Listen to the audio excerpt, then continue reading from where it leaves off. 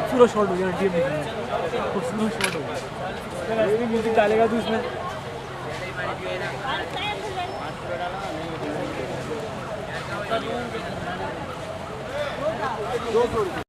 अस्सलाम वालेकुम जी। वालेकुम सलाम जी।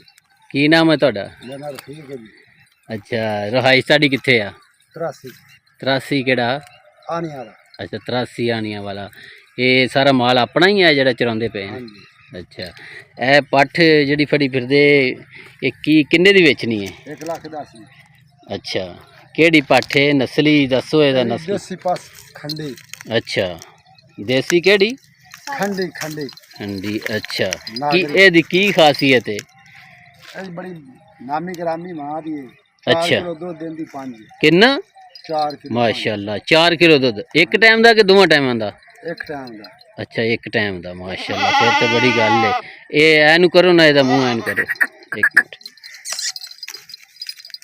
अच्छा, अगर कोई बंदा ਤੁਹਾਡੇ ਕੋਲ ਦੇਖਣ ਆਵੇ, ਤੁਸੀਂ ਤੇ ਇੱਥੇ ਖੇਤਾਂ 'ਚ ਚਰਾਉਂਦੇ ਫਿਰਦੇ ਹੁੰਦੇ ਆ, ਕੋਈ ਆਪਣਾ ਨਾਮ ਕੰਟੈਕਟ ਦਿਓ, ਨੰਬਰ ਦਿਓ। नंबर 0305 हाँ 1843 0305 1843 167 160।